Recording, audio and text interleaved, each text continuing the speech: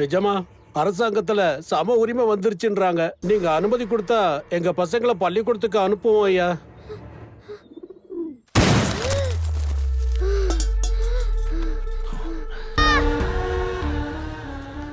ஊர்க்காரங்க கெடாவை காப்பாத்த முடியலன்னு தான் உனக்கு அருள் கிடைக்கலன்னு சொல்றாங்க.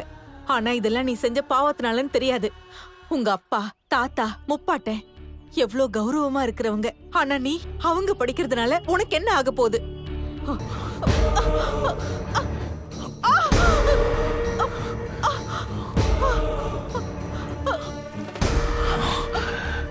நான் சின்ன வயசுல இருந்து கவனிச்சுக்கிட்டு வர்றது எங்க குடும்பத்துக்குன்னு இருக்கிற ஒரு கௌரவம். யாரா இருந்தாலும் எங்க முன்னாடி தலை குடிச்சுதான் இருக்கணும். அதுதான் எங்க கௌரவம், மரியாதைன்னு நினைச்சுக்கிட்டு இருக்கிறப்ப ஒருத்தர் என் அப்பா முன்னாடி வந்து நின்னா, அதுவும் செருப்பு போட்டுக்கிட்டு. என் அப்பா நல்லவன், என்ன மாதிரி இல்ல, படிச்சவன்னு சொன்னதும் சந்தோஷப்பட்டாரு. அவ என் வீட்டுக்குள்ள வந்ததே தப்புன்னு நினைக்கிறப்ப என் அப்பா பக்கத்துல உட்காந்து சாப்பிட்டான், குடிச்சான், இருக்கையில உட்காந்து சிரிச்சு பேசிட்டு போயிட்டான். போனவன் சும்மா போகாம படிச்சவன் எஜமானுக்கு சரிசமமாக இருக்கலான்னு புரிய வச்சுட்டு போயிட்டான். அது எனக்கு பிடிக்கல. படிச்சுட்டா எஜமானும் வேலைக்காரனும் சமம்னா நான் எப்படி சும்மா இருப்பேன்? இப்படி அரக்க குணம் இருக்கிற எஜமா கிட்ட தான் நம்ம வந்தோன்றது அன்னைக்கு எனக்கு தெரியாது. கடாவை பார்த்துக்க சொல்லி ஊருக்காரங்க உங்ககிட்ட பொறுப்பை கொடுத்தா அப்பனும் பிள்ளையும் பொறுப்பு இல்லாம ஊர் சுத்திட்டு இருக்கீங்க. அப்படி இல்லை எஜமா, கடாவை நல்லபடியா தான் கட்டி போட்டுட்டு வந்தோம். அப்படியா? ஆமா எஜமா. நேத்து தான் கங்கைக்கு போயிட்டு தண்ணி கொண்டு வந்தேன். போய் கடா மேல தெளிச்சிட்டு வரியா? தெளிச்சிட்டு வர. ஏ புஜி, அந்த தண்ணியை கொண்டு வா.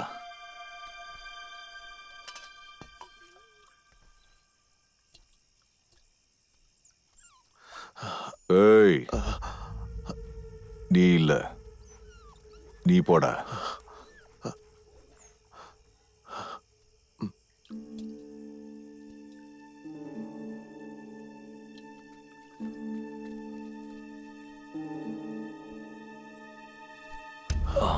ஆமா ராஜண்ணா, அப்படின்னா படிக்க வைக்க முடிவு பண்ணிட்டேன். உன் பையனை எங்களுக்கு சமமா உட்காரக்க பாக்குற, அதுவும் ஒரே பள்ளிக்கூடத்துல.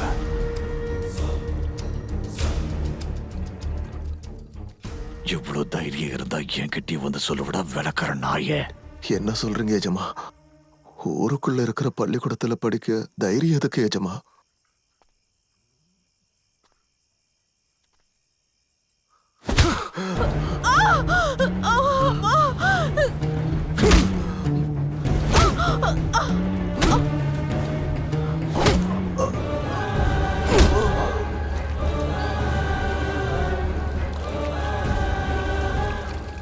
எனக்கு ஒரு விஷயம் தோணுச்சு, தப்பா ஏதோ நடக்க போகுதுன்னு.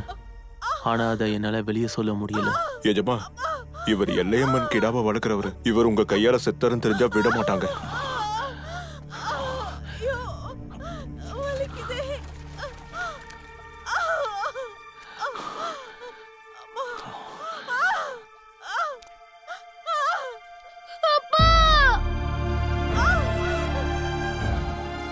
எது நடக்க கூடாதுன்னு நினைச்சனோ அதான் நடந்துச்சு.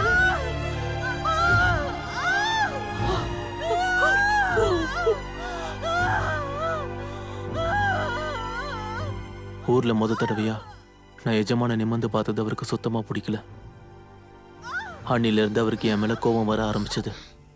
ஒரு தப்புல இருந்து தப்பிக்க, கை நழுவி போக வேண்டிய பதவியை தக்க வச்சுக்க நினைச்சு பார்க்க முடியாத அளவுக்கு கொடுமையான யோசனை எஜமானுக்கு வந்துச்சு. ஊர் முழுக்க தம்பட்ட அடிங்கடா, எஜமானுக்கு குறி சொல்ல அருள் வந்திருக்கடா. எஜமா மேல எல்லையம்மா குறி சொல்ல வந்துட்டா டோய்.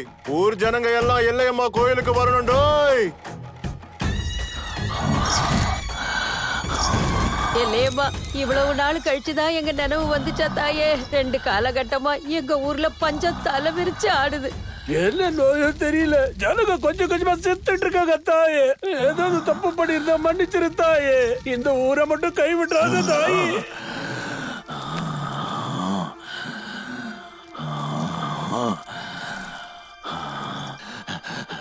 நான் சொல்றத கேளுங்க ஐயப்பா. எனக்கு பூஜைகள் நடக்கலையே ஐயப்பா. எனக்கு ஒரு குறை வச்சிட்டீங்களே ஐயப்பா. இது எல்லையம்மனோட கட்டளை ஐயப்பா. என்ன கட்டல தாயி? ஊர்ல அவங்க வேலைய பாருன்னு சொல்றடா இந்த எல்லையம்மா. எஜமான் கிடத்துல தண்ணியை எடுக்காதீங்க, எஜமானோடைய நிலத்தை உழுவாதீங்க, அவங்க பசங்க கூட உக்காந்து படிக்கணும்னு நினைக்காதீங்க. இப்ப நான் கிழிக்கிற கோட்டை தாண்டினீங்கன்னா அவன மாதிரியே ரத்த வெள்ளத்துல கிடப்பீங்கடா.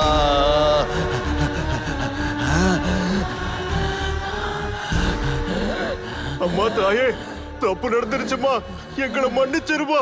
தெரியாம பண்ணிட்டோமா, மன்னிச்சிரு இல்லம்மா. நீ கிழிச்ச போட்டு நாங்க தாண்டவே மாட்டோம். டேய் எல்லையம்மா கடாவை கொண்டு வா.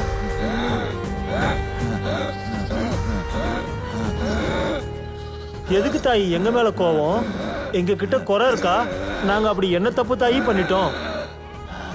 உன் கடாவை வளர்க்குறவன் செத்துட்டான்றதுனாலயே தாயி இவ்வளவு கோவம்?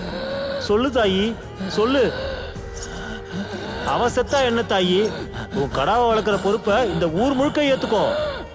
சாந்தி அடையணும் தாயி, சாந்தி அடையணும். டேய் ஆர்த்தி எடுங்கடா. நல்ல தண்ணியை தெளி. 12 வருஷத்துக்கு இதை காப்பாத்துவான் தாயே. கண்ணுக்குள்ள வச்சு இதை காப்பாத்துவான் தாயே. நீ சாந்தி அடையணும் தாயே, சாந்தி அடையணும். கடா மேல தண்ணி தெளிக்கிறதுக்குள்ள எஜமா மாட்டிப்பாருன்னு பயந்துட்டாரு. ஆனா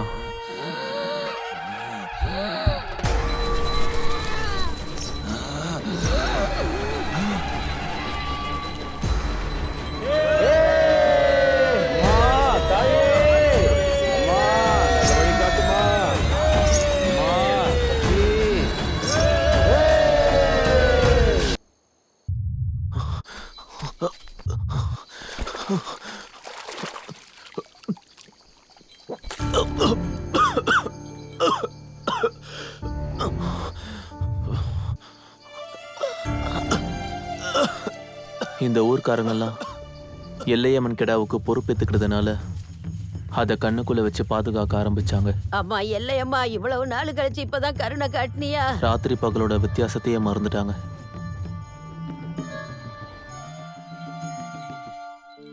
டேய் பெரியசாமி, இந்த ஆடுங்களோட சேர்த்து இதையும் மேய்ச்சிட்டு போ.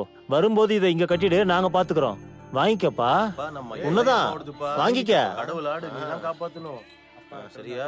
எங்க வாத்தியார் ஐயா எங்களை ஏன் இலக்காரமா பாக்குறாருன்றது எங்களுக்கு புரியறது இல்ல. ஏன்டா வந்து உயிர் எடுக்கிற? அந்த பள்ளிக்கூடத்துக்குள்ள போய் உட்கார்றதுன்றது எங்களுக்கு சாத்தியமே இல்லை.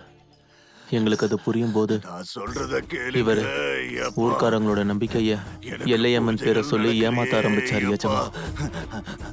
எனக்கு ஒரு குறை வச்சிட்டீங்களே ஐயப்பா. அவர் சொல்றது பொய்ன்னு இது இந்த ஊர்க்காரங்களுக்கு நான் சொல்லாத நாள் இல்ல. ஆனா அதுல ஒருத்தர் கூட என்ன நம்பவே இல்லை.